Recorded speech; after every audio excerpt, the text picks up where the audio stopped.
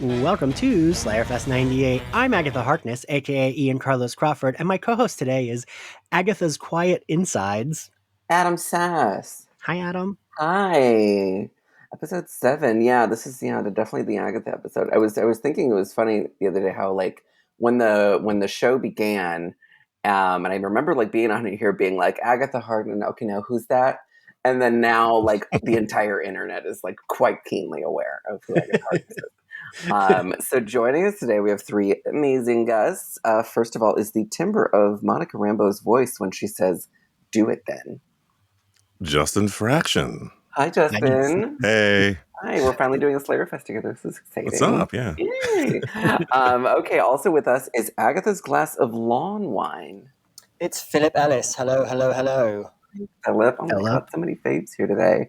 And then last but not least is the episode of Yo Gabba Gabba playing in the background. Neil McNeil. Neil, you're finally on my podcast. I finally am. It only took, not having to work during a pandemic to be able to find some time. I'm glad you had me. It took a year into said pandemic. Yeah. Well, I think it was literally like around this time. Well, like last year at this time, Neil and I talked in person about him coming on the podcast. Yeah, it was around this time. Yeah, we were at, I think was it at your birthday party?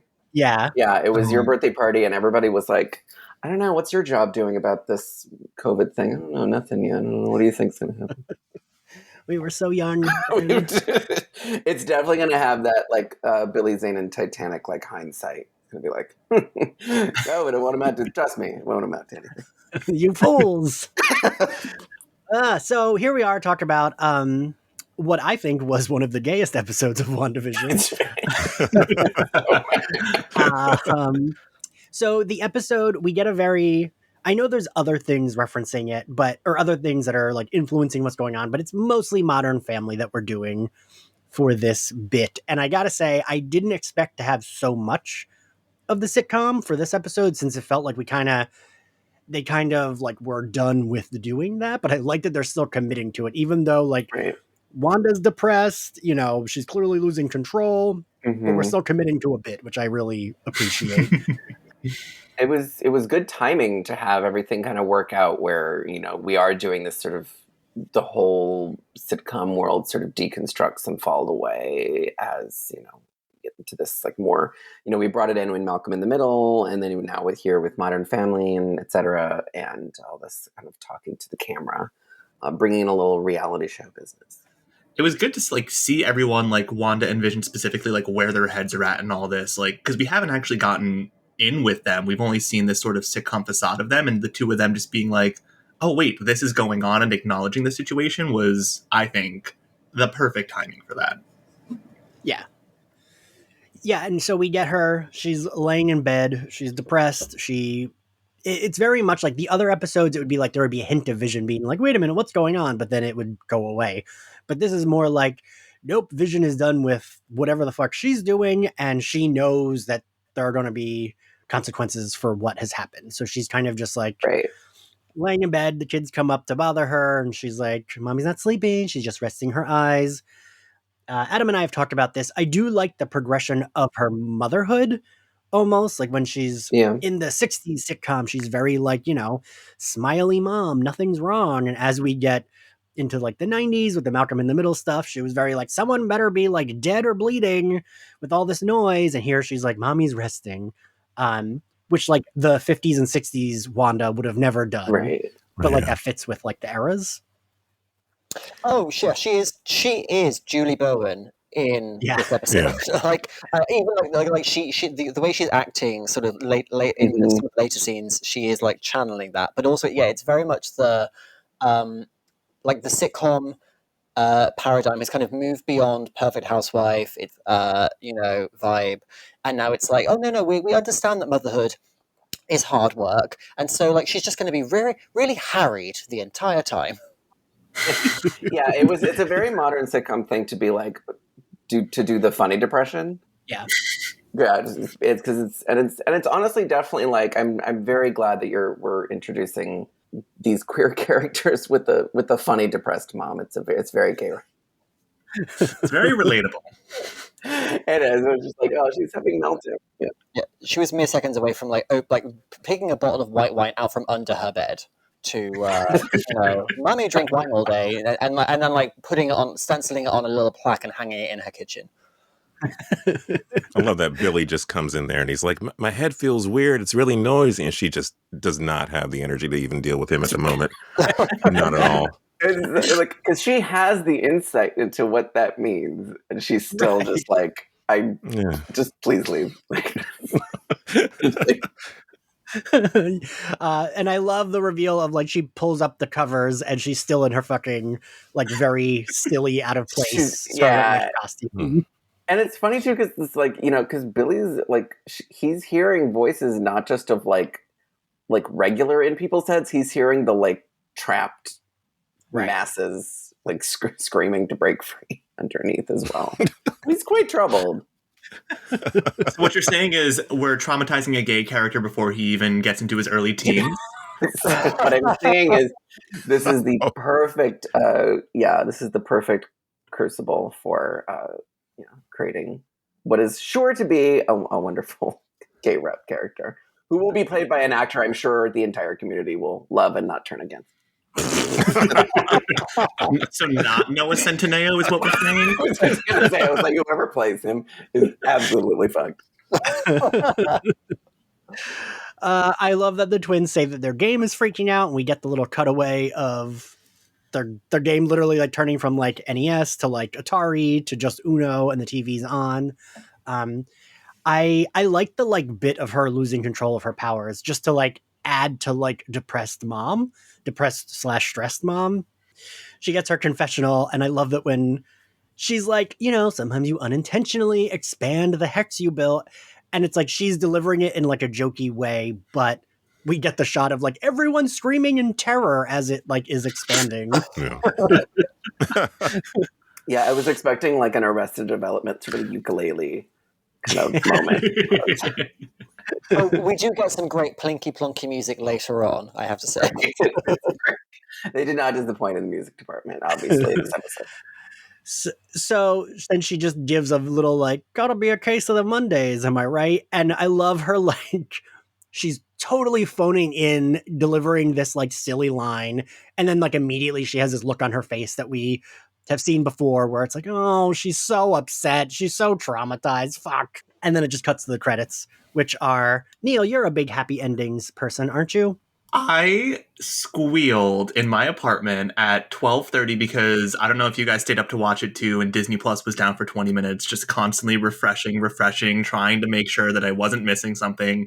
And I was so happy, and I just like had to like pause and rewind because Happy Endings is like one of my favorite sitcoms. So it was just nice to see that little visual nod, even though people on the internet are like, oh my God, that Office inspired intro. And I was like, have you seen The Office? That's not what the intro is. Okay, thank you. I thought I was going insane because, I mean, again, Happy Endings is just one of the all-time great sitcoms, and that's what I instantly got from the title sequence. But then the fact that the show, like the episode itself, was all Modern Family and The Office and Parks and Rec and that style, I was like, well, I mean, at least I got like a 10-second nod. There was also one other failed ABC sitcom visual reference in that opening title sequence. Did anyone catch it? No. Just going to say Better Don't Off Trust Dead. the Beat and Apartment 23. Oh no. There's a little apartment buzzer. There's a little apartment buzzer from the original intro. So many Easter eggs in this. I cannot. Featuring another iconic Marvel actress, Kristen Ritter. Yes, exactly. There's a singular shot of Wanda's name on an apartment call box, which looks exactly like the call box from the Don't Trust the Bee intro. Oh, okay. I didn't hear you over the day screaming. I have a question about the title sequence, actually. Is this the first time the credits say created by Wanda Maximoff? I think so. It feels like she has this urge to sort of narrativize things, even when she's the one completely losing control, which, as a writer, I understand. I think it's a little bit of that, but it's also like that seems to be. Is that a newer sitcom thing to like kind of throw the created by up there at the end of the title sequence? That's true. Yeah. Maybe, yeah. It's a little of both. Kind of, yeah, like playing into the authorship of it all, where it's like, oh no, like even sitcom creators can be these like amazing artists. Well, what I didn't notice Calm down, Chuck Lorre. what I didn't notice until the internet pointed out was that like Wanda is saying previously on WandaVision more and more tired as the episodes go on. And I flipped out. Has anybody seen this? No, I haven't noticed that. Okay, No. so in the first few episodes, she's like, previously on WandaVision. And then like as it goes on, she like then this one was like previously on WandaVision. Like she's like getting more not into this. Us doing these recaps, Adam. You have to know, like, just YouTube it. It's everywhere up there. Like, it's just like, yeah, she's like, previously on WandaVision. Previously on WandaVision. Next week it'll be her crying. She's just going to be a previously... she's not even going to finish the sentence. Previously on Agatha All Along.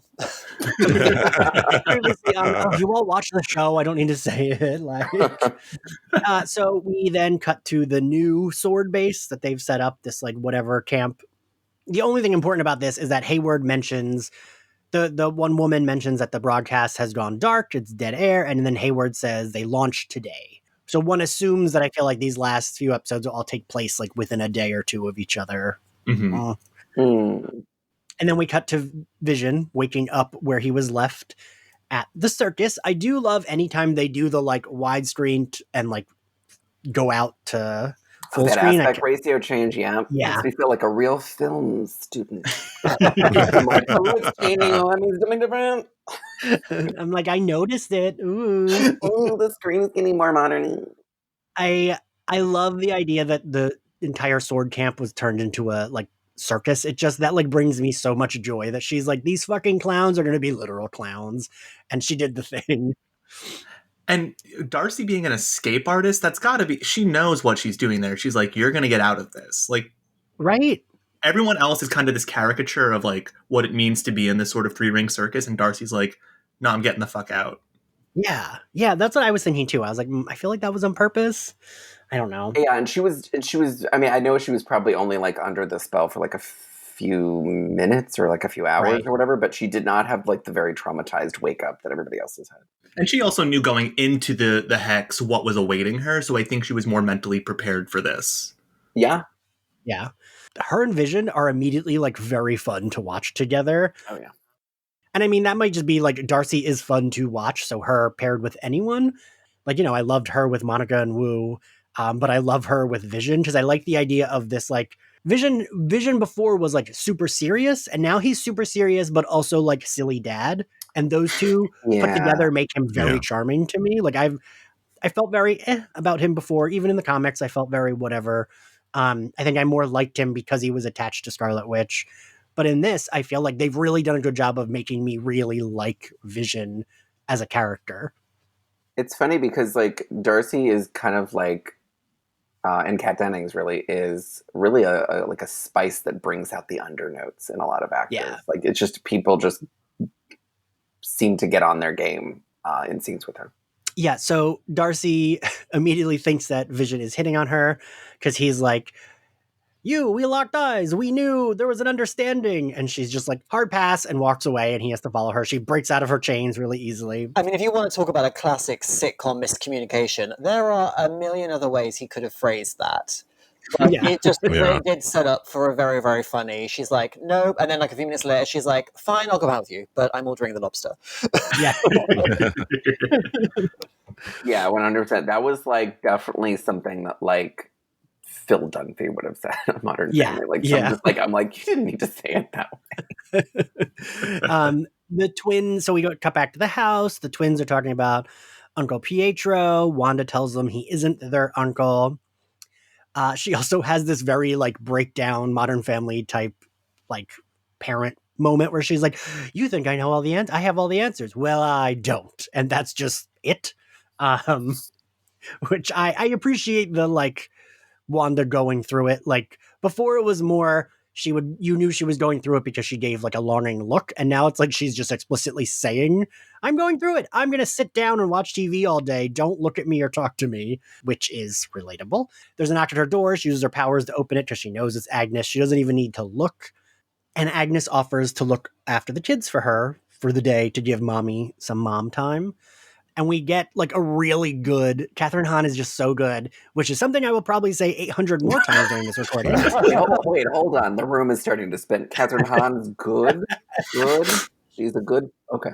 I love that she's like, I don't bite, and then they cut away to her confessional saying, I actually did bite a kid once. So good. The way the camera stays on her for just a second long after she said that, it's just so good.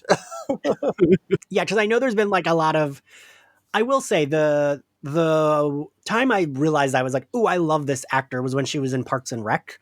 Mm-hmm. Yeah. Was it Gwen Bartlett? I can't. I think that was the name of the character. Yeah. I don't remember.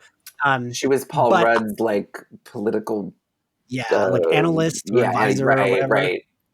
And I do feel like weirdly, Agatha/Agnes is like a natural progression of that character.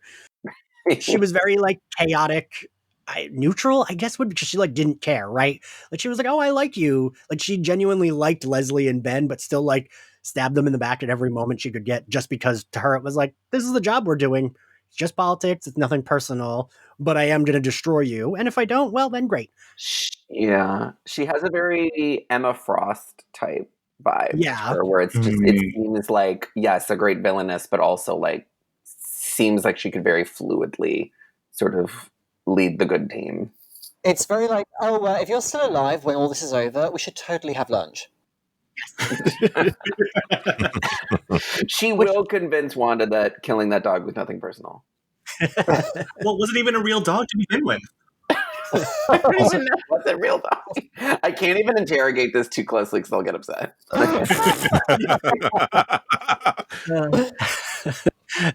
So she leaves the house. I have a couple of comments. Some things we missed. I want to take us back to the strong man. Oh, yes, wearing the S belt, which is very similar to one of the belts that the super, I don't know what he is, a hero, a villain, Sentry wore. Anti-hero. Okay. Yeah.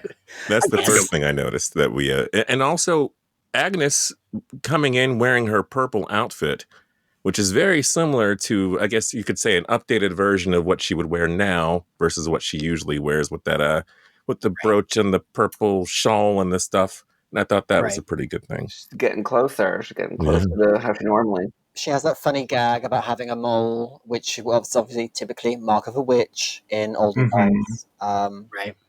And just sorry, just to go back even further, did anyone else like physically flinch when Wanda talked about having a quarantine staycation? I saw that. Yeah. Yeah. I was like, don't say that word. No. It was like going all the way back to episode 3. I was like, what did you just say? I was like, okay, we're gonna edit that out. No. So we cut to Monica and Wu. They find out Darcy did make it through the final firewall or whatever. So Wu was looking through Hayward's stuff, and he said that he kind of like puts the pieces together, right? That like he's like, oh, they were definitely trying to revive Vision, but nothing worked.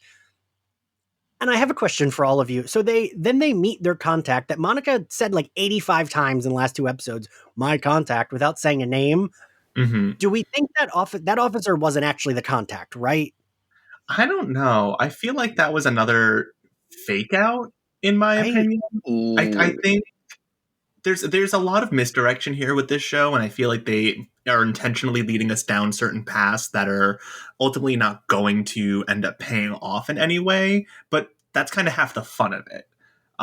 Disney realizes that people are very, especially with the week-to-week release, that people are going to be dissecting the show, like through various podcasts and YouTube videos and media. So I do think there are some intentional misdirects here, and I think this is one of them. And I think, honestly, like, it's very possible that with all of these TV shows being allowed to, they're all going back to back and being allowed to get so, like, I feel like I've never seen Marvel more Easter eggy than they have now. They've always been sort of like that, but I feel like this allows them like a full playground to just really go into like minute detail on like on these sorts of things, but I feel like even like if there are some lingering threads in this one that don't get paid off, I feel like we'll be in the middle of like Loki and then it'll just get paid off in a side scene or something like that. Well, yeah, it also feels like they're setting up kind of a bigger narrative here behind the scenes, because this is showing us that Monica does still have some pull within Sword, which means could she potentially take over if Hayward were to leave at the end of the season? Is Monica going to be heading this up, or is she going to be helping dictate what direction Sword goes in next? Because people here do trust her still. Yeah, I mean, that's what I'm wondering, because there's only 2 episodes left. I mean, they have to resolve a lot, and they'll probably just focus on the Wanda Agatha stuff and maybe not 100% resolve the Sword stuff, but maybe they will. I don't know.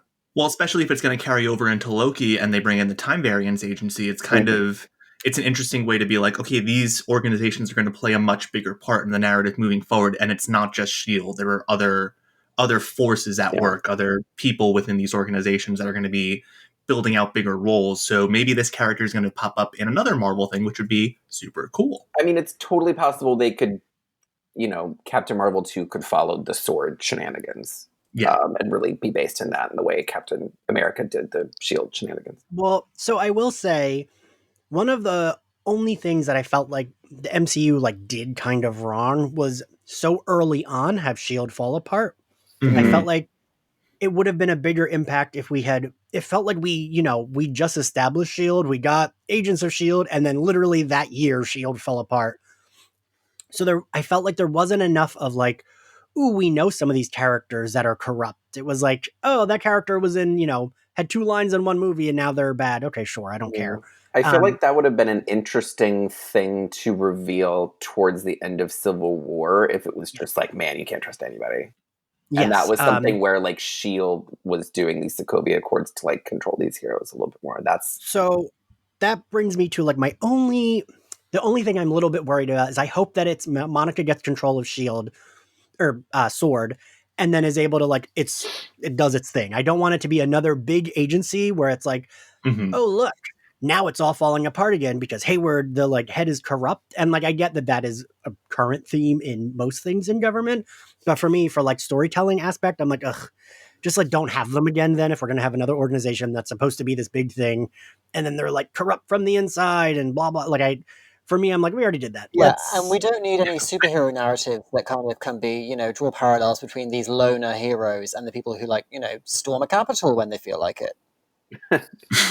I know, but it is a little bit just being like, oh yeah, now that he's out, we're going to have a good weapons company. Right. I think they're ultimately going to shift away from the weapons of it all by the end of this too. I think Monica's going to be like, fuck you guys, we're not making weapons, we're protecting the world, get the fuck out of here, and then we're just going to, it's done. There's no secret organizations in Sword that are trying to overthrow, blah, blah, blah. Like, Hayward's out, good, new regime, let's get to it. Yeah, I'm taking my husband through in the interim through the rest of the MCU movies. He's basically seen just only a few big ones, and we were watching just the first Iron Man last night. And I'd be interested to see Monica take the path that at the beginning of Iron Man, Tony sort of wanting to take his company, which was no weapons. We're going to do good stuff, and then of course he immediately makes some big body weapon. But like I want to see like someone who's got a little bit more of a moral center. Like what they would do with such a pledge. Yeah, I mean that's yes. A wish. I co-sign that. We cut back to Darcy and Vision. I think these 2 actors, like Modern Family, missed the chance to cast them because they are perfect in the acting style. I think this stuff is the stuff that feels the most Modern Family, even though it's at a circus. But like their stuff and then their stuff in the truck all feels very Modern Family, Arrested Development, happy endings to me. And I think the 2 of them, their acting style really lends to that. And I love that it's like Vision is in full Vision, ridiculous, like red, green robot outfit, but like no one's really batting an eye and everyone's just kind of like, sure, yeah, that guy's the clown. Oh, he's not the clown. Okay, well, he's driving this truck, whatever. Can we just spare a moment for perhaps my favorite joke of this episode? When to distract Darcy for a second, he goes, oh no, that mime's tray is getting too heavy. And she goes, oh, what about that? It is so stupid. And so funny. And I love her acting when he brings her out of it too. And she's like, oh, hi, self. And then she even says, like, part of me wanted a secret guest role in the show, but that sucked. Like, I love that she's even like. And then she gets to punch the arsehole who wouldn't bring her coffee. Yes. Oh, Jessica. Now, I have an interesting question here to pose. Yeah. Now, we know that Monica's being rewritten on a molecular level for passing through the hex. Does that apply to everyone who is now being brought into the hex from Wanda expanding it? Or is that just a Monica-specific thing? Is Darcy now developing some sort of powers? Like, I don't think she is, but there's an interesting way to look at this of like, oh, is this hex accidentally causing people to become powered? Or was it just a one-time situation with Monica? I think with Monica, I don't think it was the first time it happened. I think it was a progression. She went in and then back out, and now she's going in again. And other people just go in. Right. Except for the beekeeper, maybe. I don't know if we know what happened to him. No, he just kind of vanished. Yeah, it's definitely like a 3 coats of paint type thing. Okay. Well, because I even have the theory that when Monica got blasted out of the episode in episode 3, Wanda did something to her. And her power caused Monica to be rewritten. Because we do know that she could do that. Did Wanda somehow cause Monica to get her powers almost subconsciously? Is a lingering theory that I had, because now we're not seeing anyone else developing powers by passing through the hex. Is it just... Well, I don't know, something to think about. My feeling is that it's not going to be just everybody, because not everybody could do what Monica did. Like, a lot of that was just like, it was trying to just spit Monica out. Like, it was like rewriting, yes, some of her DNA. And maybe like with the townspeople, you could start to see the beginnings of like mutation. Like if they have like, you know, rewritten DNA and like if they have kids later or whatever, if that's like kind of the start of a mutant thing. But really more, I think that big moment, that big like hero moment of like Monica fighting her way through that was sort of more like her earning the power, rather than like it just being like, oh yeah, it like kind of woogies your DNA. Like it was sort of like it did it, but then like that special extra kind of push she gave is really kind of what activated everything. That was my read. Yeah, I think so. Also, in the van or the ice cream truck, did you, like, Ian, you watched Agents of S.H.I.E.L.D. a lot better than I did. Did you think about Project Tahiti whenever Darcy was playing with the hula girl? I didn't actually. Yeah. That was the first thing. It's a lovely place. It's a magical place. It's a magical place. Oh, magic. I did read, there was like one of the like, so I will say, so one of our listeners did get mad because they thought I was dissing Agents of S.H.I.E.L.D., but I did watch it. I said that I didn't feel like Marvel watched it because I don't feel like they cared about the show. But I think that, there have been like a couple of cute nods to it, like with the Hydra soak ad, that was like a nod to the Agents of Hydra arc, and like alternate Phil Coulson made like had a conspiracy theory about Hydra literally putting like brainwashing agents in soap. But I think like that's just for us. That's not going to be any kind of payoff. See, because even that, I feel like that's just a coincidence. I feel like, oh, someone just made the same joke. Because I would love for them to recognize S.H.I.E.L.D. Because one of the... So I'm in a WandaVision Facebook group where everyone is going wild all the time. And one of the theories was like, what if the part of the contact is like, Phil Coulson, and he's like her contact, but like, he's not an aerospace engineer, but like that he could be one of the people that they bring in on my own. The only reason I would remotely think that they could is because they seem very keen on bringing at least the Netflix characters back for like side roles. While Phil Coulson wasn't even like, Agent May was my favorite character on S.H.I.E.L.D. It just bothers me that Phil Coulson, they think he's dead, and that just was never addressed that he has been alive for the last over many years. Like that little like point bothers me. But then half those Avengers are dead that thought he was dead. So I guess it doesn't really matter. I don't know. But I would love for them to be able to like breeze in and out as like characters that come, maybe they become part of S.W.O.R.D. or whatever, and they can like, come in and out of stuff. Yeah, it definitely seems like they're putting S.H.I.E.L.D. and Agent Carter in with the like Netflix stuff, where it's like, yes, it's canon in that like they're responding to things that have happened, and yes, it's all that, but it seems to sit in that sort of uncomfortable between zone where Marvel is like, ooh, we maybe didn't have like 100% dominion over this and kind of do the way we want it to be. But so that was not, but yeah, to clarify, it's not me saying I didn't watch the show, because I did watch the show. Oh my God, as if you would like diss Agents of S.H.I.E.L.D. on this show. But so what is it? Where the hell are we? Ice cream truck. Right. So she punches the guy, which I love that, like, Darcy really can't throw a punch. Like, that's like me trying to punch someone. She just kind of like moves her whole body. But it's the guy that was like rude to her. So we love closure. We love it. Do we think that was like a TV punch? Like it was like he hit the floor because it was a TV show part of the thing? Because it doesn't seem like that would have, like, if it happened in the like other episodes where they were outside of the hex, like if that would have laid him out that flat. Oh yeah, no, that was a total like comedy, like 1-2 punch bit. She went like she did like an uppercut. I don't know, like it felt very like, oh God, she barely touched him. Yeah, because if you or I punched him like that, Adam, he would have just like looked at us and been like, "What was that?" And the way he was like rolling around on the ground afterwards, it's like, oh come on, she barely even touched you. Yeah.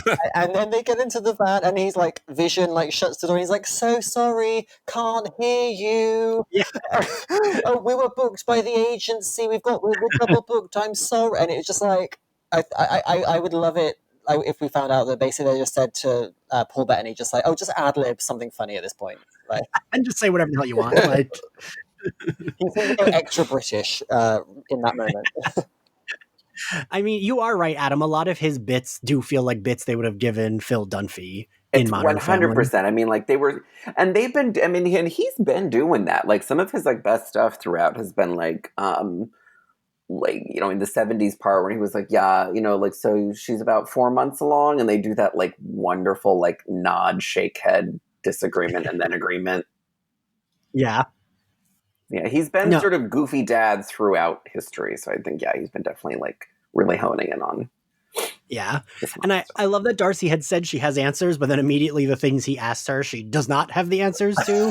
He's like, my kids. And she's like, that I don't know. And he's like, who's a fake Pietro? And she's like, also don't know. But like, I don't know. Darcy, I mean, of course I love Darcy. Darcy just like is the character that Ian loves. Like, that's like, oh, we made a character for Ian to love in the show. Because I love that she's like pretty confident and just like also like, no, I don't know that, but I know other things, but no, I don't know that either. And like, isn't upset or whatever. Yeah. She's just like, yep, I know all the science about it. I don't know the other things. Confident crab. Yeah. Which, well, take away the confidence, and that's Ian right there.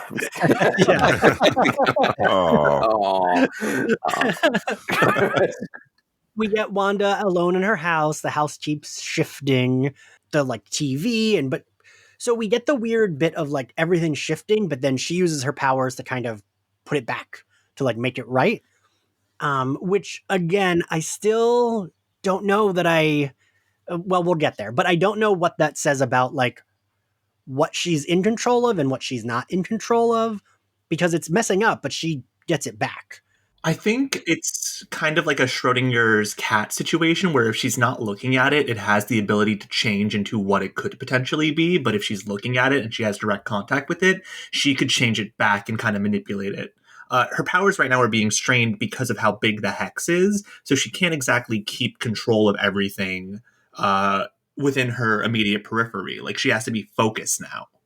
That was how I read it too. Like when I first watched it, is that she exerted an enormous amount of power to expand the boundary of the town, and now everything within it is sort of like stretched very, very thin. Because even we saw on the outskirts of the town, people weren't being controlled. They were just kind of doing very basic movements because she didn't have that sort of power to be like, okay, these people on the outskirts will be thinking this narrative. It was just kind of like, okay, they have to do this one task over and over again. Otherwise, they're going to break free. I also think the fact that things are getting more and more chaotic around her. There's that point where she's talking to the camera at this point, and the voice replies back, do you think maybe this is what you deserve? I think all of this is sort of just she's losing it completely. Right. So, yeah. But it almost feels like whoever's doing this to her, whether it be our Queen Agatha or some other malevolent being, they want her to lose control. They want her to break. I think they're trying to break her. Right. Yeah. Yes. And then we do get, and it is Kathryn Hahn's voice, which I did clock immediately. I was like, that's Kathryn Hahn's voice when she's like, do you think this is what you deserve? I only clocked that the second time once we saw literally who is behind the camera. And then we cut to commercial. Neil, would you like to explain this commercial? I would, but I would also like to go back to one quick thing that I think a lot of people might have missed. Okay. The cereal that she's eating. Did anyone notice the name? Yes. The Sugar Snaps? Yeah. That's depressing. That is just like a constant reminder. She's literally consuming the reminder of her grief and her tragedy. Oh, Jesus. Because she was right there at the epicenter when the snap happened. So she literally was. She prevented it and then she didn't. But this commercial is really interesting to me for a number of reasons, because it not only confirms, I mean, this show is going into the multiverse of it all, but in the comics, Wanda is a Nexus being. And a Nexus being, for those who don't know, is somebody who, within the context of the multiverse, they are a constant. They are the same throughout all multiverses. They are not, there's no like million versions of Wanda out there. It's just the one version of Wanda. Each dimension has their own Nexus being to kind of tether the reality of that state, that world is kind of focused on that one person, and they are the anchor of reality. So if Wanda, like I said, is being forced to lose control, if she's being forced to break down, that could collapse our entire reality because she is the focal point of it. And I don't think she realizes that. I don't think anyone realizes that at this point. I think we're on a journey with Wanda to discovering her powers. I mean, we've been with her for 4 to 5 movies now, knowing that she is one of the most powerful beings, but we don't really know what that means. Nobody really understands Wanda and what she can do. And I don't think it's until Doctor Strange in the Multiverse that we're actually going to tap into what it means in the grander scheme of things, that she has all these powers connected to a stone that literally is one of the 6 Infinity Stones that controls minds, is an important thing to note here. Mm-hmm. So I think with the introduction of the Nexus antidepressant, we are going into this world of, okay, multiverse exists. Wanda can actually be somebody who can either destroy, manipulate, or save the multiverse. How do we best use that? How do we exploit it? There's going to be a lot of people and a lot of factors coming into this that are going to be working against her. And she kind of has to, I think she has been fighting this entire time. I think she's been doing her best to maintain whatever semblance of sanity she has, because she knows somehow deep down that if she cracks, the world cracks. Yeah, I feel like also, like, I mean, if indeed, like, Doctor Strange in Multiverse of Madness does, I mean, obviously it's going to get into, like, her being this Nexus being. I'm wondering, like, if the fact that, like, referring to Nexus as, like, an antidepressant is going to be, like, kind of a signal that, like, hey, in Doctor Strange 2, that's going to be sort of, like, a medicated version of mm-hmm. Wanda. Like, this is, like, her, like, in the sort of unmedicated, unregulated state, but like it's going to be something where it's like maybe this Nexus is sort of the key to her finding that sort of leveling out point. Again. Yeah, once she's able to embrace this sort of hold she has on reality, she's going to be able to get control of her own mental state and also her powers, hopefully, and not mm-hmm. be the big bad that everyone seems to think. I've gotten in so many fights with people who are just like, oh yeah, she's going to be the big villain. And I was like, Wanda is not a villain. She is an Avenger through and through. There's a reason when she came out of the Hex, she was in her Avengers outfit. She is doing good. She is a good person. Shut the fuck up. I get so... I love it. I would love to see someone fighting back just as fiercely. No, she is a villain. So during the commercial this time around, I went full tinfoil hat on my second viewing, and I... So the name of this fictional drug is Nexal Promoside, and I you know, my Latin is quite rusty, but so Nexal I'm assuming means Nexus. Promo I googled means to reveal or bring onto stage, and side means death. So make of that what you will. That's troubling. Philip's our watch. So I will say, Neil, you taught me something. I didn't realize. I knew what the Nexus was. I didn't realize that she was a Nexus being. Yeah, there's a couple of them throughout the Marvel universe, and she is, often associated with our reality and the control she has over it. And it's what made her, such a target for the Phoenix Force when he came back in Avengers versus X-Men. And it is starting to make me think, I don't think we're going full Phoenix Force in this show, but I think we are laying the groundwork for these sorts of cosmic entities to come into the picture, especially ones that want to alter, change, control, destroy reality. They're going to have to go through Wanda. I get that Doctor Strange is the protector of our reality, but I think Wanda is the protector of all realities. Ooh, Yeah. I like that God, theory. they have to let an entire generation pass away before they do Phoenix again. I know. I don't have the strength. I'm sure they would do it great. I'm just like, it would just be like, oh God, okay, we're just going to do this part. If you rewatch very closely, there was one circus performer who was dressed Phoenix adjacent, I'll just say. Ooh. Really? I don't know if that was a visual cue or, a tease or something, but just to put it out. Backing up to their other Nexus beings, is someone like the Sorcerer Supreme a Nexus being?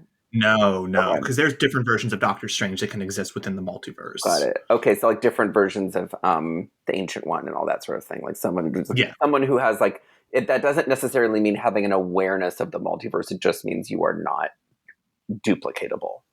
Right. Got it. Okay. Thank you. So also at the end of the commercial, I love the side effects of Nexus are feeling feelings and possibly more depression. Feeling your feelings, confronting your that is everyone's default state in 2020 and 2021. No. Yes. Also, me, the side effects I get from every antidepressant I go on. Also, I really loved the filmmaking gag of her on the bed and then her walking up and out. It was just it was one of those things where I was like, oh, I love stuff like that. You love cinema. I love cinema. I love being aware of it. I love feeling smart. Yeah. So we got to Agnes with the kids in the house. Which is the Bewitched house, by the way. Oh, yeah. Really? The exterior. So I learned this on Twitter. The exterior of Agnes's house is the Bewitched house. Yeah. Oh my God. I learned that because Brett White, who was on for our first episode, I read all of his recaps immediately after I watched the episode because he is a very wealth of knowledge of both TV and comic books. And yeah, his review mentioned that. And I was like, huh. Then when I went back and watched it, I was like, nope, still don't recognize it, but I believe him because I know he knows his shit. Because I used to watch Bewitched as a kid, on Nick at Night and stuff. But listen, don't question people's sitcom house knowledge. It's one of those things. You'll just know it in your gut. We get the Billy. We already mentioned it, but Billy tells Agnes she's quiet on the inside, meaning he can't hear her thoughts. Upon rewatch, because now I've watched this episode 3 times, she does do it. Her reaction, because in my brain it was she doesn't know what he's talking about. But even her reaction, if you're rewatching it with the knowledge of how the episode ends, it can be she's just can't blow up my own spot, so I'm just not going to react to this. And then just she continues on. Go ahead, yeah. I was just going to say, is she? I've only seen it the one time. But was she gagged? Was she Is this legit? Surprising to her or? I have a question for everyone who may have rewatched the Halloween episodes, or not the Halloween, the 80s episode several times. Agatha seemed surprised when the kids suggested that she could bring the dog back from the dead. I don't think Agatha realizes the full extent of what's going on here with her powers or what Wanda's doing. I think she just knows that Wanda's doing something.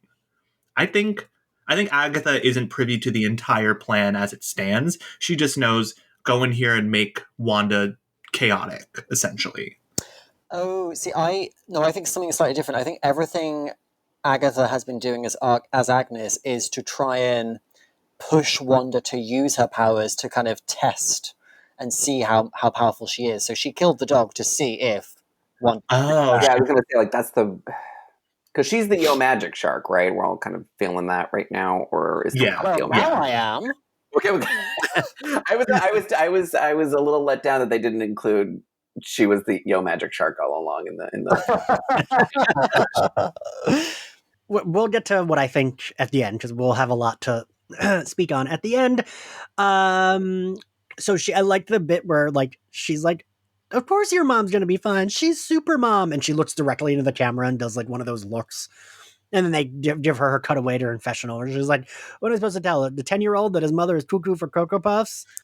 I thought it was great when Ralph, it brings up Ralph again. Ralph says she sugarcoats things. Like, who is Ralph? And also, why can't Billy get anything from her at all? That's what I was wondering. I was wondering if because she's like, because we kind of know, like, at least from the comics, she's kind of like an immortal, like, ancient witch. So, like, I was relating it to, of course, Buffy. And I was thinking, like, oh, like, in that world, they would probably consider her, like, a demon or undead. Right. So I was thinking of how when Buffy could read minds, she couldn't read angels. And, like, the aspect of the demon meant she could read, like, human minds, but not otherworldly beings' minds. Well, also, like, what did occur to me was if this was Harry Potter, that, like, there is a great reference. I was like, there was a part of if it was that certain other witch thing, that would be someone who is like actively blocking mind reading to conceal the trickery that she's up to. So I was trying to figure out her expression after he says it. I'm like, is she doesn't seem surprised per se. It's like, oh, she's getting too close. She looks genuinely creeped out by these kids. Yeah. I feel like her game all along has been to try and get close to the kids, especially in the 80s episode. And then now that she has them in her house, she's like, oh, fuck, these kids are like, I'm out of my depth here. I think she was tasked with getting the kids, but I don't think she knows why. And I don't think she knows what the extent of them is. Well, I think, like, maybe she's even like changing the game on the fly because she's like, because it seems to be kind of a 1-2 punch with her having these kids in her house and them being like suspicious as hell, and then Monica landing powered up. It's like, all right, we need to move on to the next phase. Like, sitcom's over. Yeah. Just one last thing about this scene. You're quiet on the inside is either a really nice thing to say to somebody or a really mean thing to say to somebody, and I can't decide. Because it's either saying like, oh, there's something really peaceful and serene about you, or it's like saying you're empty. That's, it's ominous. Yeah. I think I described my ex as the nice one when we first started dating, and then the mean one after we started dating. But so I felt like things moved pretty fast. Like I already feel like, oh, we're like close to the end already. This episode blew by. Oh yeah, really did. Like, really ended and not appropriate. Yeah, I'm like, oh, give me more. Give me like 10 minutes more, God. Yeah, I think I've seen way more like tweets about like how cruel the Please Stand By card is off of this episode than really any other episode. There's some sort of like poster or billboard in my neighborhood with Please Stand By advertising something else, but I looked at it the other day and I was so pissed off. I was like, fuck you. Stupid poster. So we get Monica's about to go through with this cruiser thingy that they built. I know it's a comic book, but I feel like they built that really fast, right? That cruiser. Well, it was Reed Richards. I'm just saying this the only. The way it sort of like the camera lingered on it and the music swelled, I was like, oh, is this like a famous vehicle from the comics? It's nothing that I've noticed before. I did notice the hexagonal shape on it, but that was about it. Yeah. Okay. I thought the joke was that it looked like it was going to be important and it was going to work, but then it didn't. So we've seen it in every trailer at this point, so we're like, oh man, this thing's going to be so cool, and then it just like it turned into a minivan. I think the visuals are cool though. Yeah. Oh, 100%. Like the way that it was like she was still trying to power through it, but it was like kind of pushing up, and then when it flew backwards and it was like half truck, half whatever the fuck the cruiser thing was. I thought that was like. It looked really cool. So we get like, I like that Wu and this other general are kind of like talking, and Monica's just like, well, I know what I got to do. Like she's very like, her eyes are on the prize. She's not fucking around. And this scene made me cry. Of course it did. I love like I don't love an origin story, but I love a hero moment where it's like they really got to pick it up. And I think Tiana Paris is such a good actor. This whole cast is great. But she really sells the like, and what she says later to Wanda, it's like, oh, she already lost like the most important person to her. So that's why even more she's like fearless, quote unquote, hero, where she's like, what do I have to lose by going through this again?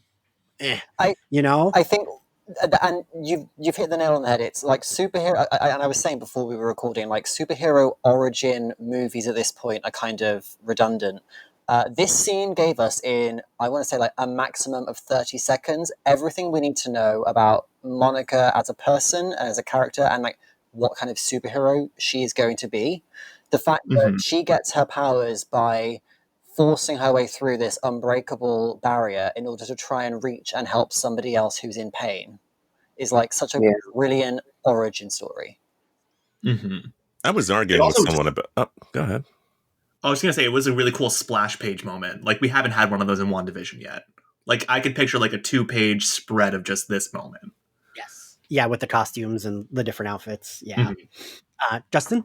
I was arguing with someone about this. They thought that they were wondering why Monica is so obsessed with helping Wanda, and she has no reason. Like, because she's been through something very similar very recently. Like, she just got snapped back into existence. Also, the walkthrough where she's splitting into different versions of herself from Wanda's world and our world, and she's hearing the words from Captain. I've waited 39 years for her to be on screen and have powers. Well, not 39 years. I don't remember that far back, but quite a long time. So they did it perfectly, in my opinion. I know that we were talking about earlier whether or not she should have gotten them this way. I'm just happy she has them. Yeah, it seems to me like, like of course she's. I mean, again, it's like it speaks to Monica's character, but it also is very much keeping in with like, the theme of different, like how different people grieve. I'm like, Wanda is Monica's mission. Like she is, this is something where, Avengers all classically are like very mission focused and like they kind of jump to the next thing.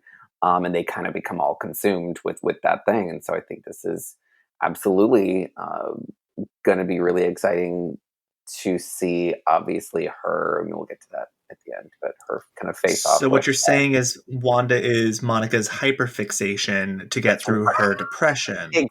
Okay, Wow. I'm seeing myself a lot in this story now. Yeah. Hello, welcome to having a podcast during a pandemic. Yeah. It's like here's two women dealing with grief and mental health stuff, and like here's one person's probably unhealthy coping mechanisms way, and then here's someone's more healthy coping mechanisms way. Because obviously Monica has a lot more awareness of like, I'm doing this because of this, and this is helping me to blah blah blah. She has a lot more like self-awareness there. And also the lines they chose to pick from Captain Marvel and this show, it just sums up everything so perfectly. Initially, it's Maria's scared. Maria's going to leave. No, Maria doesn't want to leave. No, I can't leave Monica. Monica's like, I'm going to be all right. And Maria's like, no, I'm not going to leave. And that's her being hesitant to go through, but she's still pushing through. And then it was young Monica, Mom, maybe I could fly up and meet you halfway. And then Fury's like, only if you learn to glow like your Aunt Carol. And so she keeps pushing through. Dr. Harley tells her, your mom, she died, honey. And then finally, Carol says, your mom's lucky. When they were handing out kids, they gave her the toughest one. And she finishes. That was the bit that did make me tear up. When that's the moment where it all comes together and she finally breaks through. Just hearing Justin in his beautiful voice read those lines. Storyteller voice, yeah. I'm like, that is what happened, yes. As I'm like emotional. You mean it would not have had the same impact if I had said it in my nasally, also like vocal fry? But yeah, I think that was such a good hero. I love a good hero moment.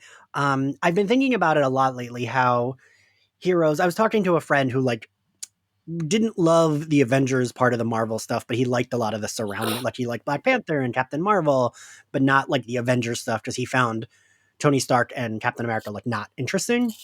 And I was saying that the reason for me, heroes like this that are like very much like pure and good, I feel like Marvel focused so much on like the Tony Stark and the Peter Quill and Ant-Man, who I enjoy, but are like the like asshole ones who are like cracking jokes and not taking anything seriously.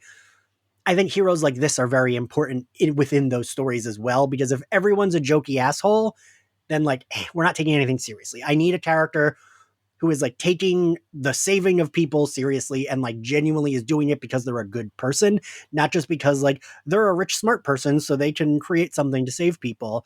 I think this kind of story is very, while it used to be more the norm, it isn't quite as much with stuff we've gotten in the MCU, which isn't a knock. It just is what it is.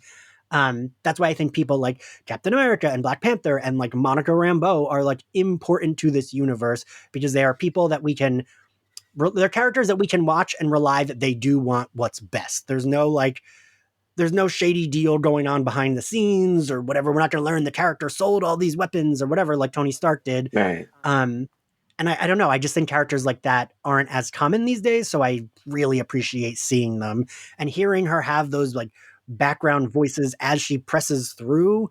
I think I was wondering what the drama was with Carol. And I think it's that it's like her aunt, like you said, or her other mom that just kind of left. And I think that's probably her beef with Carol, because Carol was like another mother to her. Carol was like a hero to her, just like her mom was. And I think it's like, oh, my mom died and Carol left. And she probably hasn't heard from Carol in a while, but Carol meant a lot to her back then. And I could see that being both a means of getting you to your hero moment, but you still feel some kind of shitty way about this person who is also your hero, right? Oh, if I haven't heard from like an old friend in a few months, I'm like, and I hear their name again, and I'm like, okay. I was thinking about it. Like, my dad was a pilot, and he was never around for a lot of stuff that went on in my life, but I get what he was doing. Like, sort of, Carol has to fly out and protect the whole galaxy. But maybe right now, because I lost my mom and I've been gone for years and I'm disoriented, I want her here, but she's not. Yeah. So it's like, I can be angry with her, but I also know somewhere inside that she's just doing what she has to do. Mm-hmm. Yeah. Yeah. And I like the nuance there. Like that's the kind of shit I like. Right. Because we, as the audience, know that Carol is doing, you're right. Like, we do know that she is saving the universe. What she's doing is important, blah, blah, blah. But also you can understand being like, yeah, but I'm hurt and I needed like a family member to be there for me emotionally. And she wasn't. So like, she has every reason to be, sour about Carol. And a thing that I love is that soon as she passes through the hex, she takes off that like astronaut outfit and she's running. She's just running to Wanda's house. She's like seeing the Matrix. She's seeing all the, which I think is going to come into play in this grand finale. I think that power of hers is going to help us take down whoever is doing this to Wanda. 100. Yeah. Speaking of good folks, we must not leave off little Jimmy Woo, who was so sad and upset that she was running into the hex, and now he has no friends on the other side. He's really worried about his besties because he did. I know, they all went inside. He wants to go in. Yeah. All of his friends are, losing themselves in a TV show, and Jimmy Woo's just like, guys, stop! No, stay in reality. I love seeing him just get emotionally invested. After he was really great in Ant-Man and the Wasp, but a little more of like a kind of side antagonistic kind of person. But like seeing him get emotionally invested in this and having him be so pure is wonderful. Yeah. Yeah. So we cut back to Darcy and Vision. They're in their truck. The Vision confessionals are really funny. I think they're like really good. And I like that we don't really get an explanation for them. He's outside, the truck is parked. Driving. But like, that's how they do it in those sitcoms. So sure, I'm like willing to buy it. I like that they're hitting every red light, and Darcy's like, there are a lot of red lights out here. And Vision kind of starts like putting shit together. We cut back to Monica running. She's running into Wanda's house. We get our confrontation that we've been waiting for. I think I was so surprised it was coming this early. I thought this was going to be like the big episode 9 moment. Oh, really? I was like, oh, they're going to do this whole impassioned speech with Monica being like, you have to be able to grieve and blah, blah, blah. And that's what's going to bring Wanda down. So now that they got that out of the way, I'm like, fuck, how are they going to bring Wanda back down to earth? Yeah, I mean, I think this was important to do early because I think also like it was definitely a sign that it's like, all right, we're wrapping this up. We're heading towards some resolution because I think, I mean, there could even be, unless episode 8 is 100% Agatha all along, and then 9 is the confrontation, which could very well be. But like, yeah, I think they're gonna need room for like Coda in this because we're not going to see Wanda again for a while, or any of them for a while. So I think that's going to be something that's like going to be super, because I'm like really not going to be okay not seeing Wanda or Monica until like the end of 2022. It's going to be very upsetting.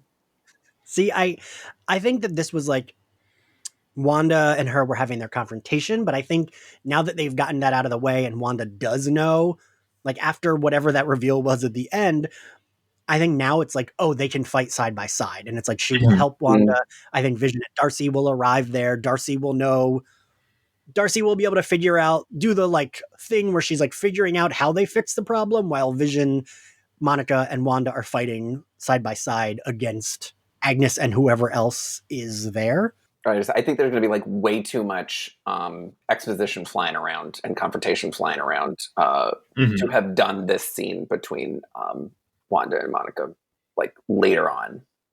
I also like how antagonistic Wanda is here. Well, I say I like it. I mean, I appreciate what they're doing with it. It's like, given that this entire series has been her, fabricating this sort of idealized American suburban life, and in this episode, in the mid-2010s, this is a white woman physically threatening the black woman on her lawn. Yeah, I mean, I was wondering, I don't know. That's deep. Yeah, it is. Yeah, I do like. I mean, we would get episodes of Buffy like this too. Like I was thinking of the episode Selfless, where Buffy is kind of poised as the villain because we don't want Anya to die. And I almost think like that's what we're doing here, which I do like. That we're like that we are poising her as the villain like of this confrontation. Wanda is the one that's wrong, right? Like the moment Monica is like talking about Vision and Hayward, all Wanda says is, I don't want to talk about that right now, and shoots her out of her house. Like she doesn't even address that you are correct or you are trying to help. She's just like, I don't want to talk about it. So she like shoots her out of the house. And I kind of like that it's like where Wanda is in the wrong. We know that as the audience. We know that Monica wants to help her, but Wanda just doesn't. She doesn't want to even talk about the fact that something's going on, even though we have seen Wanda. This episode is the most she's been aware that something's wrong. It almost feels like in this scene, I could almost feel like the story was switching protagonists in this scene. Yeah. Like we were kind of officially following Monica as the protagonist and potentially Wanda as not just the antagonist, but some other kind of player in that dichotomy, because it felt like, okay, great, this is the person who's really like in charge of the story now. I do like that we get the bit of all the neighbors just like stopping. They're like, oh shit. And like we get a scene of our beautiful Dottie, but she's just sniffing a flower and stopping to look. God. Yeah, paycheck for that 5-second scene. You know what? I love to see it, but the disrespect to have Emma Caulfield have a 2-second scene where she just looks and doesn't have a line. She was. They were telling everybody, hey, do modern day suburban cosplay, and then she was like, great, I'm gonna do Desperate Housewives. So, yeah. I mean, I do wonder if we're going to see the B side of that scene from the neighbor's perspective in the next episode, because it does seem like we set up a couple of key characters in the scene, Dottie being one, but also the mailman. Like, I'm very curious about this mailman. We are so linked on that because I was wondering, because we are seeing that mailman a lot, but also in episode 2, don't kill the messenger. And she's like, stick him up. They have like a little flirty something. There's a little winky. There's something. Maybe I'm just completely. Is he Ralph? Well, did you notice what was on his hat in this episode? Yes, it was a little bunny. The bunny rabbit.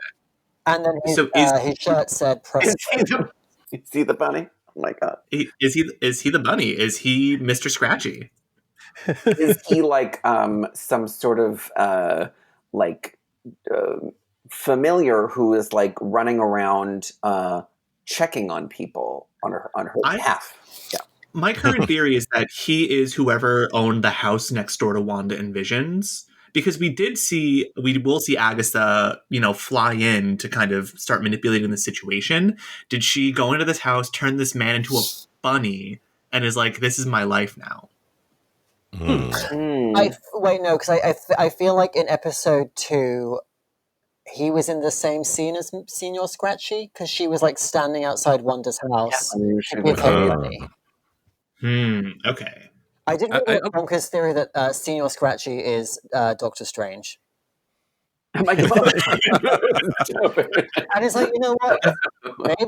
Maybe. I'm not going to rule it out. It could be. It's been a lot of time. Because what's the thing with the timing of so Far From Home takes place technically timeline after this, and that's true. And Spider-Man is asking like he's rolling off names, and he's like, "Can Doctor Strange?" and he's like, occupied or something. I'm wondering if we're like gonna get a here's what Doctor Strange was up to at that point. He was a bunny. He was a bunny all along. One of his magic bugs, which we will then get to. But so I mean, Justin, it was your intro. I like that we get a Monica who does get pissed off at Wanda too. Like she's like, I am just trying to help you, asshole. Because she gets very like, the only lies I told were the ones you put in my mouth. Yeah. The thing about this scene is, I get why Wanda picked her up and flung her out of the house. She said it herself, the drones, the missiles, Pietro. She thinks they're all because of them. And there's no way she would know otherwise. But Monica, in her infinite wisdom, well, actually, when when she tries to slam her down into the ground, when Wanda tries to slam her down onto the concrete, and she stops herself with her own powers, Monica does. You can see the look on Wanda's face that she's like, "Oh, okay, maybe there's something going on here." Like that, recognize that, Wanda. Don't be hurting her. That was speaking of like other family sitcoms. That was her. I've made a terrible mistake. Yeah. And we immediately get Agnes looking out her window, and Agnes needs to.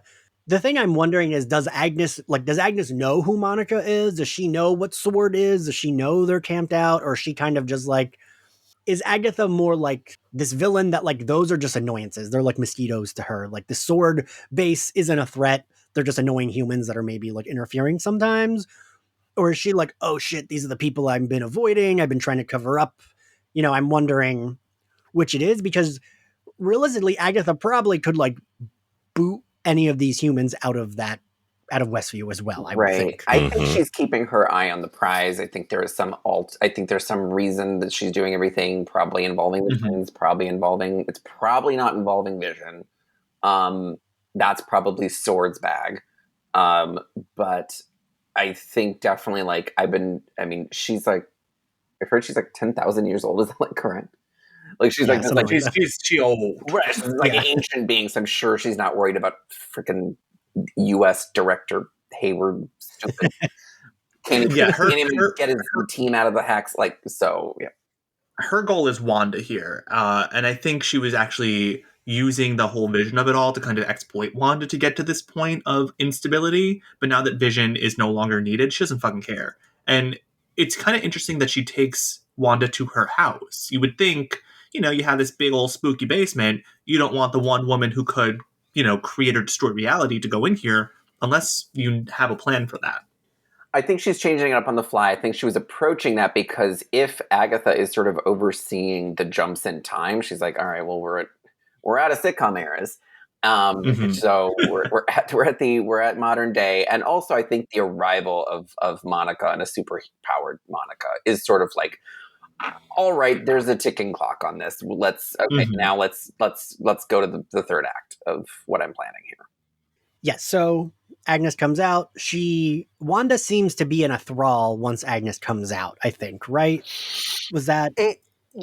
She seemed like very easily led away, and it was sort of like I think because she's wearing that like oversized hoodie, she does not look like a mother anymore. She looks like a sort of teenage girl herself. Like she's being led away by her mother. That was like the vibe. It's like, oh, come along, dear. Like, that's enough. Right. And that was just made me think, like, just before Monica barged into the house, she was taking the pills that were in the advert. So it's like, is I didn't even realize that. Is the advertising in this little world, is that like messages that Agnes is like sending to Wanda? Like, oh, here, take some pills. It'll, Right. Or is it Wanda's subconscious trying to wake her up from this? Saying, girl, this is all the stuff that's going on. You got to snap out of it. You got to sugar snap out of it. Jail. Yeah. We cut back to Vision and Darcy. I just love that Darcy is consistently also the audience, right? She's the audience reminding us of things that have happened. She's giving Vision the abridged. She's like, well, she killed you, but it didn't work. Well, save the universe, but you asked her to. But then she had to watch it happen again. She's doing a full like Jonathan Van Ness like Game of Thrones thing. Like a full recap of like the whole MCU. It was like me describing it to my husband. We get Vision in his last confessional, and I love that he's like, I just can't believe all that she went through. And then he gets his moment of, what the fuck am I doing? And he's like, I don't know why I'm here. I need to go save my wife. And he like slaps the boom mic out of his way and walks off. I love that he's taking off the stupid pinned mic to his lapel, whatever the fuck his suit. They did that. This interview is over. Like, try to grab it up. It's such a good, like, because he's like this like silly caped superhero robot thing, but he has the mic on. Like, not even clipped anything. Yeah, it's just his like metallic vibranium suit. So then he leaves Darcy, and he like goes through the truck because we know that's a thing he can do. I feel like couldn't he just like grab her hand? I know, right? I don't know. She just left her. She seems like she'll be important later. I think her knowledge, her like science know-how, I think will be pivotal to something at the end. Yeah. I think. And I'm sure she will show up at exactly the moment that the plot requires her to. Yeah, she'll probably be stuck there for a little bit, and then she'll come in at the end. So also on the road, like that, we all agree that wasn't Wanda, that was Agnes, right? All those delays. I think so. Yeah. For sure. I think one of you said this earlier. Vision. I agree with it. I don't think Vision is on Agatha's board. It's like he's more to get to Wanda, but Agatha doesn't give a shit about Vision. That's like Sword gives a shit about Vision. Agatha gives a shit about Wanda. And we're all doing our own thing. And I also think we're obviously seeing like, I think the Hex was always part Wanda, part Agatha, and it was maybe 90-10 Wanda, Agatha, and then it's just slowly been more and more Agatha over time because like they're on the outskirts and they were super slowed down. I think someone said this before. Like, but now it's like, yeah, everyone's running around full energy, full talking, full acting. And like Wanda can't even control like the wallpaper in her house. So I think like, probably Agatha's kind of sway right now.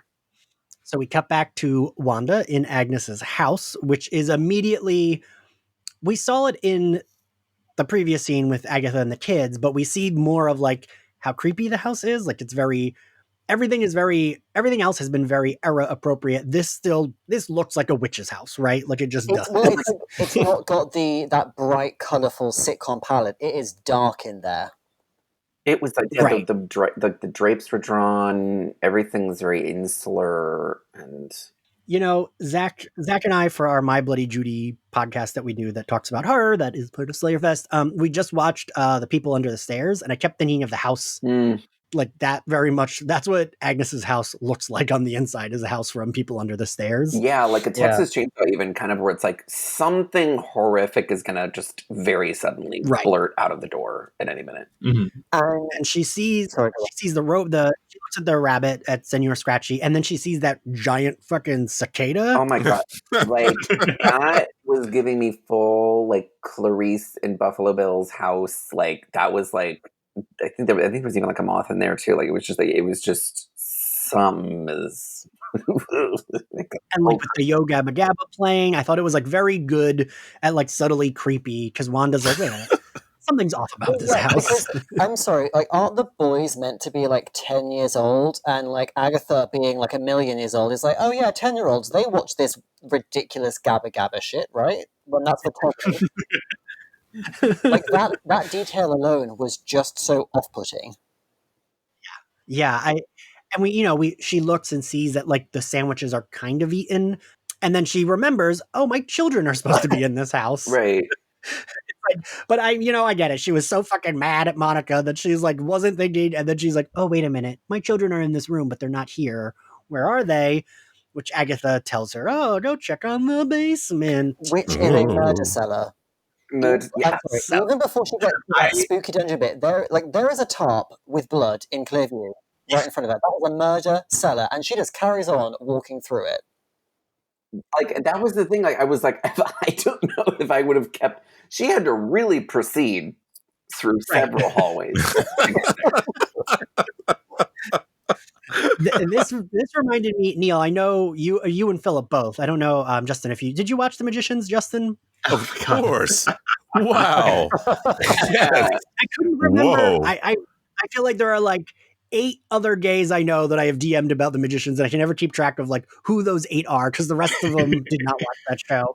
But this felt very Magicians to me, where it's like we're in a real house, then we're going downstairs to a basement where there's a cave that leads to a hallway that leads to like this grand wizard.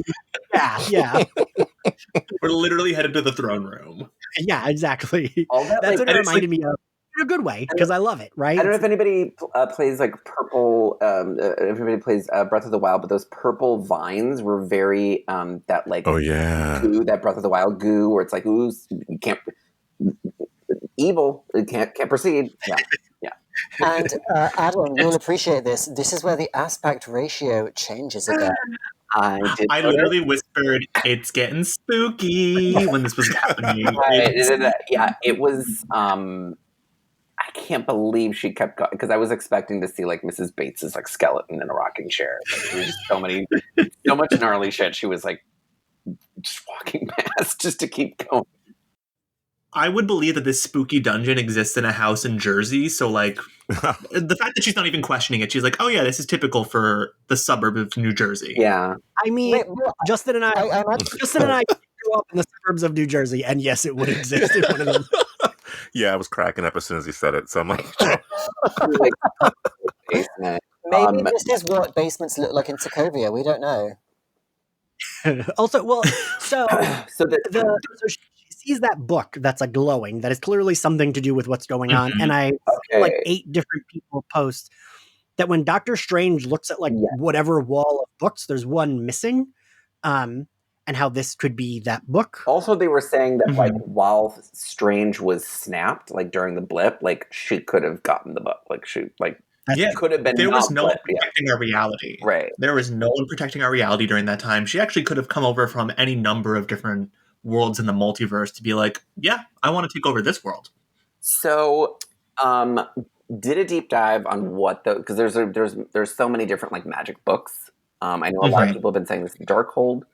But no, there's also like the Druid Tome. People have been saying it. Yeah. There's the Druid text that gets delivered to Wanda very early on in the Wanda and the Vision and the Scarlet Witch comics that actually contains the demon or the entity Samhain, which is the physical embodiment of Halloween.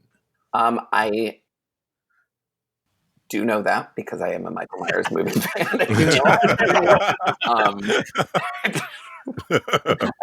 But in the comics, let's get him. I was like, who owns the rights to Halloween? Can we get a multiverse Dr. Loomis to be like, he's trying to, he's like running through the hex. Right. We need Jamie Lee Curtis in the MCU stat.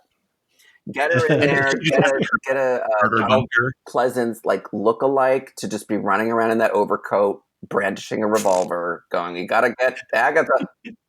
So we get our reveal. In comes Agnes petting her bunny, looking more chaotic. Her hair is a little bit more whatever.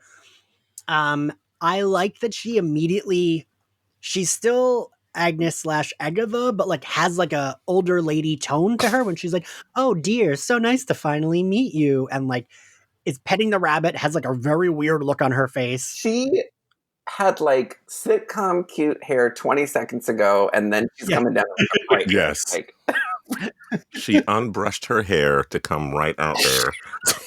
you had to. That's not just pulling out the clip. Like that's like you. She had to actively like be like, I'm gonna really fuck. It looks like she rubbed a balloon on her head. Really. Well, we know Agatha loves a stunt. She's like, I'm going to stick my fingers in this socket to get the look, and then I'm going to go down, and it's going to be another one. And then she says she's not the only magic gal in town, and then does a thing, and we get like this. The greatest moment in my life. I love the idea of being like, oh yes, I'm the villain behind everything. Roll the clip. Like just like Okay, so the audacity, the nerve, and the gumption to pull up to somebody else's sitcom with your own theme song and title sequence. every time You wore white to a wedding and then announced that you were pregnant during the speeches. Also, here's my thing. What I love about this is because it's every time I've rewatched the clip of Agatha all along, I love imagining all of these like TV writer Marvel bro guys who are like, this is confusing. I'm not really connecting the dots here. I want answers. I want this and that. It's like, all right, we're going to make this as clear as fucking possible. Here's the song. There have been so many reviews that are like, Marvel, release your villain now. And it's like, fine. And here's a fun song to go along with it. Go fuck yourself. This is a twist. like, this is the Howard Ashman era. It was me. Mm-hmm. I also just, I don't think Kathryn Hahn was such a perfect choice for this role. I don't think another actor would have been able to pull off the like absolute ridiculousness of everything Agnes / Agatha has been doing, and have also such the vocals in that song. Yeah, like it's just Kathryn Hahn knew exactly what role she was playing the moment she started on this show, and I just love that for her. The only other person who could have pulled this off is Judy Greer, but she's already in you. She's already on ex-wife. Yeah, ex-wife number 6744. So she can't be anything else. Oh right, I always forget she is in the MCU. I showed Michael the Ant-Man movies and we liked him, but it was definitely like the whole time, every time Judy Greer came on screen, I was like, she should be in something more to do. Like, also watching this right now, and her and Kathryn Hahn both have had similar sort of best friend eras, and I was just like, God, we really need it to be like, I was like digging up like, is Ant-Man's ex-wife a character in the comic? And the answer is barely. Right? Like, does she get a crazy power? Yeah. So I also need to tell everyone that literally when I woke up at 10 a.m. on Friday, because that's when I wake up if I don't have work, literally just opening my phone, this whole thing was spoiled for me. Yeah. Oh, yeah. It was Agatha All Along was trending on Twitter at like 12:40 that morning on the West Coast. And I'm like, you guys are fucking assholes. Right. Like, don't do this. Well, and I'm not that crazy. I'm really not that intense about a spoiler, but like, it just felt like, why do we need to, like, why are you already tweeting about this? Like, and it's like the fact that Agnes is Agatha hardly counts as a spoiler at this point, because I feel like so many people had already just decided that reveal was coming.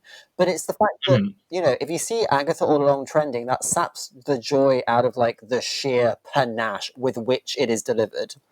There's no new information really. Like, we kind of, once you realize that Agnes is Agatha, you're like, okay, Agatha All Along, great, okay. And then it's basically just illustrating that. But it's the 40 seconds of Kathryn Hahn mugging to the camera that just sells it and makes it my new favorite thing. It makes me wish that I had a dog so Kathryn Hahn could kill it. No. Wow. Wow. No, that's no. It's funny. The spoiler stuff is funny because Neil, I mute you every Thursday night because I know you watch it at night. Oh wow! I was like, this girl watches it way too late. I can't. No, I'm gonna. Yeah.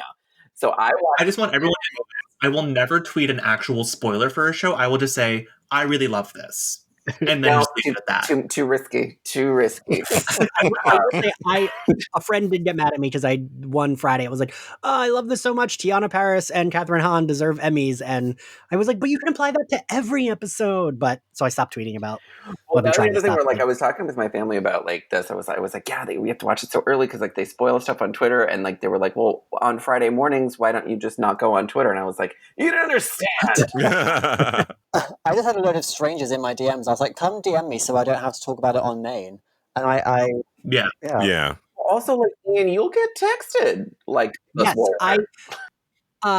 Shay, who is an angel sweetheart, texted me a fucking screenshot of the Agatha on the lawn with her wine with Pietro in the background. I was like, we need to talk about this. I was like, it's 11 a.m. I haven't watched it yet. Like, oh no. And like 2 different people tagged Slayerfest in the Agnes, literally just the screenshot of the credits of Agatha all along.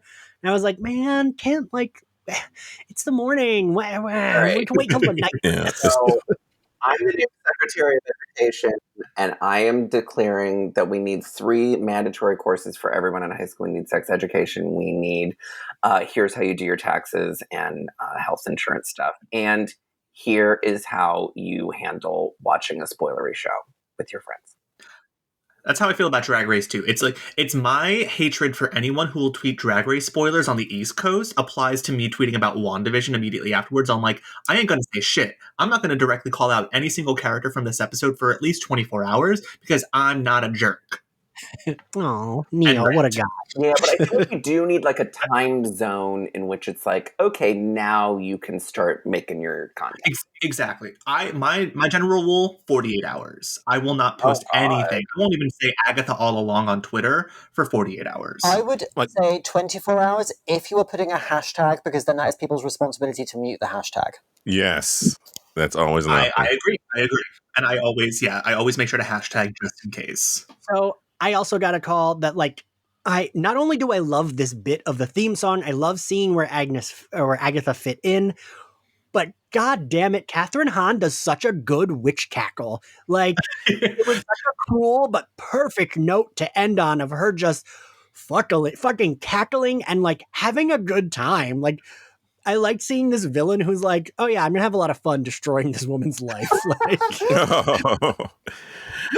that's the kind of villain that I love. That's the villain that can say like faggot, right? Like, yes.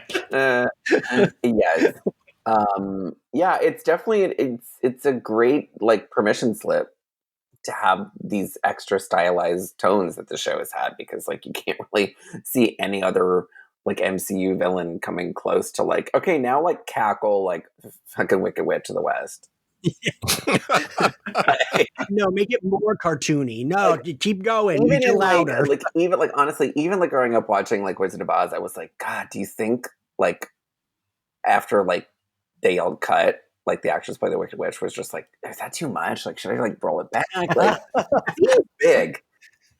I know, because like my notes after this bit, I have the Wicked Witch of Westview. Like, I just love and your little dog too. It's just like, it's so cruel. It's the perfect kappa. And then cutting straight from that to Please Stand By, I screamed. Yeah.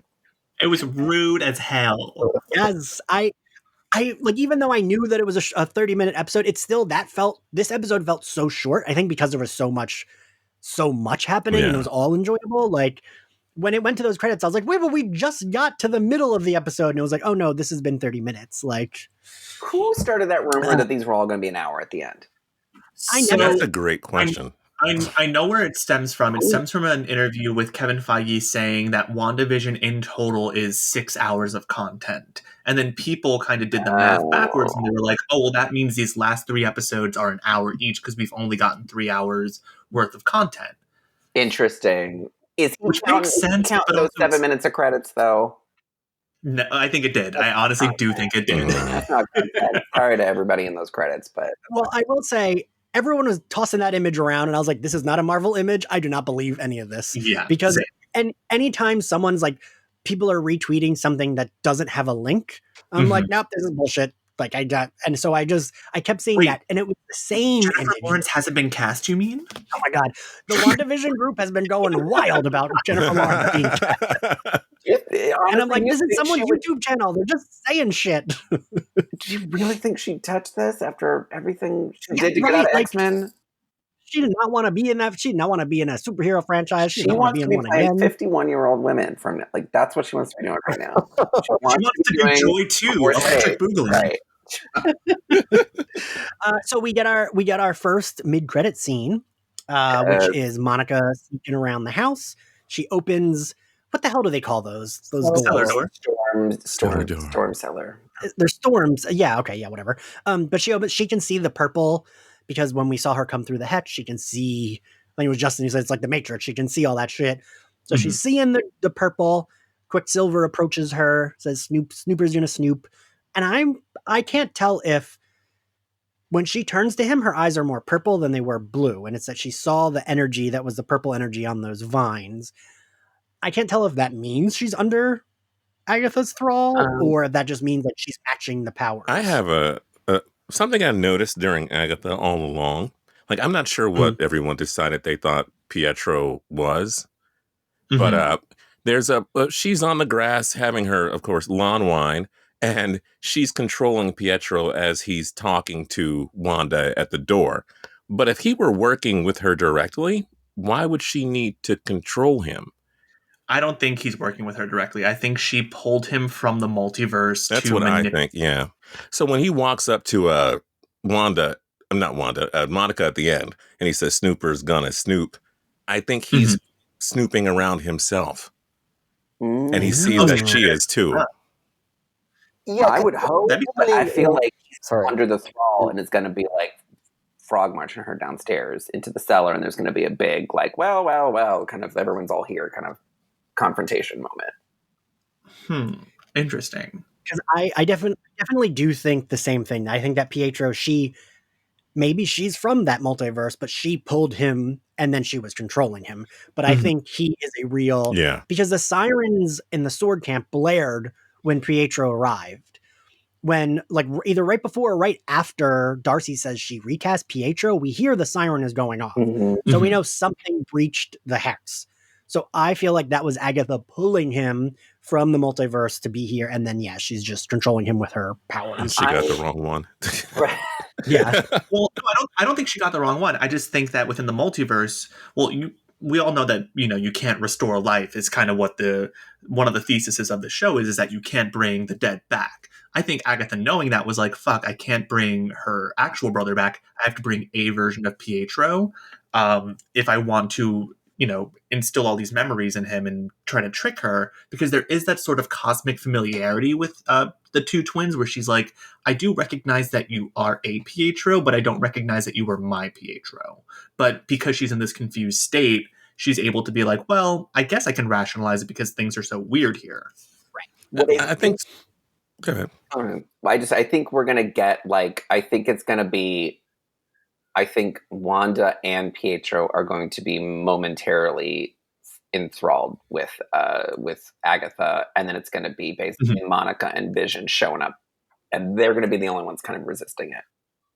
Yeah, I do have this moment in my heart that I want to see where, Wanda is talking to Pietro after all this is over, and she's like, if you want to stay in our reality, you can. And he point blank says, no, this is not my world. I will never be here again. Basically just cutting off, we're never bringing the X-Men back into this universe. That franchise is dead. Move on, people. See, I want him to stay because I want them to have a Quicksilver in this universe. No, I think Neil's right. Pietro died on the way back to his home planet. No, I think our version of Pietro is going to be a teenage Speed. Right. I think they're aging those characters up and they're friend. Here's another thing. We're at the end. What does everybody think happened to those twins? Oh, they did. Baby hands. Baby hands. I think she maybe not ate them, but yes, I think she did something to them. So they're like, well, in the comics with this druid text, it's basically Sam Heim's way to trick Wanda into opening the book so that he can be like a spirit in this world. And what he tries to do is he tries to put his essence into the unborn fetus that she is currently carrying, because at that point we didn't know it was twins, we thought it was just one baby, because he wanted to be birthed into our world so he could take over.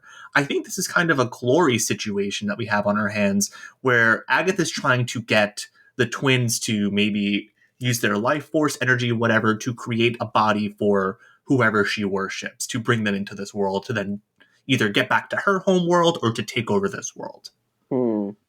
Yeah. So, I mean, definitely I feel like we're done with the kids right now, but it also feels like, so, I mean, I'm working on this theory, I've been talking to Ian about it, where I think probably the kids are done here, and maybe Doctor Strange 2 is partly like her arc is a kind of quest to find them again within the multiverse. I think, yeah, I'm very much in that same camp too, where either she's on a quest to find them, or she comes across them within the multiverse and is like, "You're my babies," right. And they're like, "What, crazy lady?" Because I would really prefer her like more actively doing this than showing a nut. Because that's the other thing is like we've already seen her so traumatized, and then to be like, your kids, they didn't exist, like then they're done, and whatever, like they're dead, and have that, and have it be another thing to avenge. I don't know. I feel like having at least ending this on.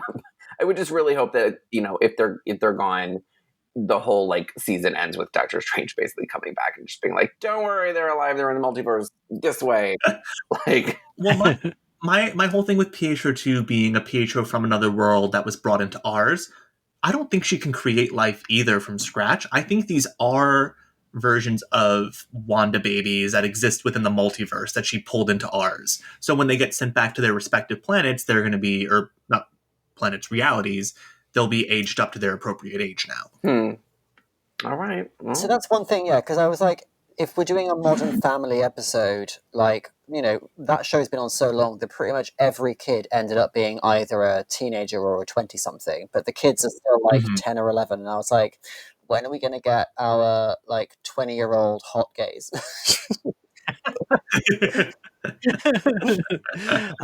was, I think in the finale. Also, that was a nightmare in the WandaVision Facebook group.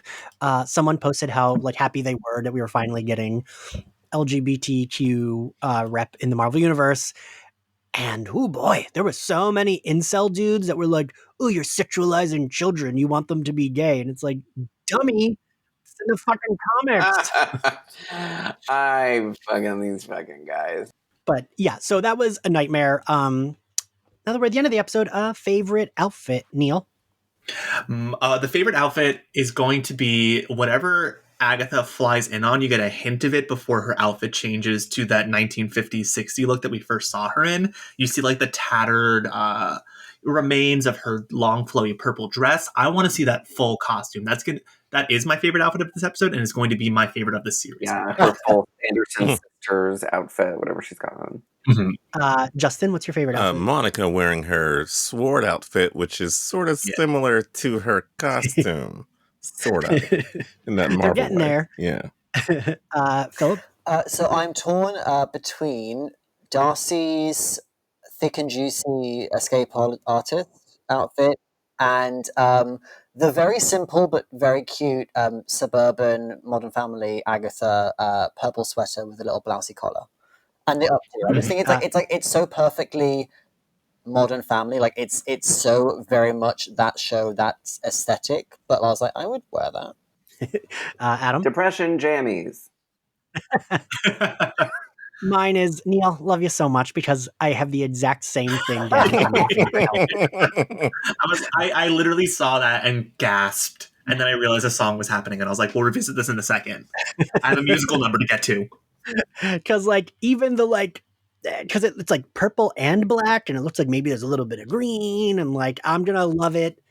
I know I'll love it. I already love it, and I love that it has like, there's just like the powers are just like purple smoke flying around her. It's great. There's gonna be a Funko. She's straight out of Haunted Mansion holiday. Like she's gonna be great. I've just been so worried that this show wasn't going to be weird enough. Like that was my initial thought going into this, and I'm like, oh, they're going to rely on the sitcom of it all to be like the weird, quirky part of the MCU. But that was about it. I thought we were going to get just like a typical big bad go against sword, blah blah blah. It's nice to see that they're like, no, we're going full magic and just like musical moments now, and it's like this show just lives so specifically in my brain. every time Adam and I talk about the show, we both always say, like, well, this will probably happen, but maybe not, because we've been wrong every turn of the show. You're gonna you can probably listen once this is all done. You can listen to all the Slayer Fest episodes and just watch me be very loudly wrong episode to episode. Start out being like, they're not doing the twins. Stop it. They're all deluded. Favorite scene, Philip? So for its sheer camp value, and also because I've kind of been holding out for a musical episode, because this has been like a trip through, TV history, and I don't think we're going to get one now. I think we're at the end of the sitcom run, and it's going to be pure MCU. But what a way to end that run with Agatha all a fucking long. I mean, that's my favorite scene of television, like, this year. Mm-hmm. Adam? I mean, besides that one, I would say definitely the entire discovery of the basement sequence is just, I didn't realize how much I had been like really wanting some just like good scary shit, and that was some like scary shit. Like that was like a good old classic haunted house, creepy basement. Let's explore it. And there were so many different clues and things on the walls and vines and books and glow and this. Like, there was just so much detail to look at. It was great. Neil? I mean, the basement and the song reveal were both kind of big moments for me, but I do love just like the sheer absurdity of Vision and Darcy in this ice cream truck just bantering, and not just for one scene, for several scenes. But I think the moment that really sold it for me was when Darcy said, "I've been watching WandaVision all week," and I was like, "Girl, same." Justin? You know I was going to pick something Monica-centric, right? That's my whole thing. I'm going to say her pushing through the barrier. That was just such a nice sequence. I loved it. See, I'm sorry, Philip and Adam, to betray both of you. This is why I love Neil and Justin so much, because both of your answers are also my answer. My number one is Agatha all along, because duh, but then a very close second is Monica pushing through that fucking hex and the Darcy and Vision scenes, because I think this episode is my favorite one by far for a reason, because all of it is so good, and those scenes, the Vision and Darcy scenes, like really feel like Modern Family Arrested Development episodes, but like in the MCU, and the Monica shit is such good hero moments, but then the Agatha all along moment is like ridiculous villain camp, which I love.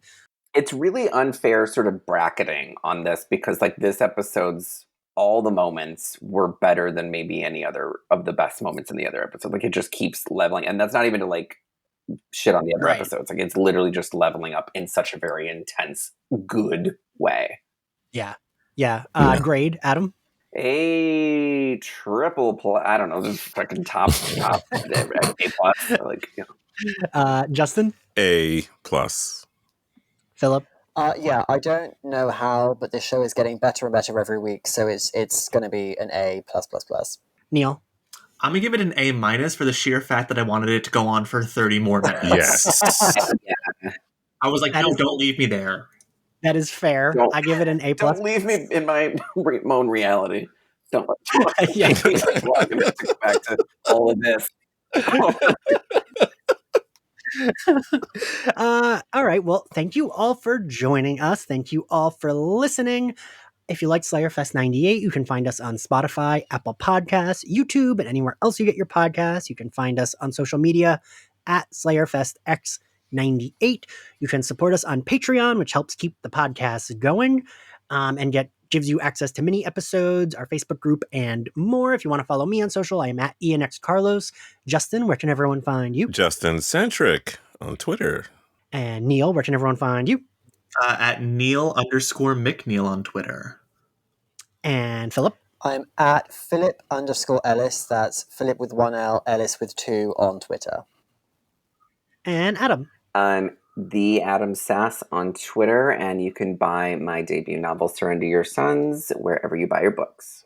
We'll see you all next time. Bye. Bye. And I killed Sparky, too.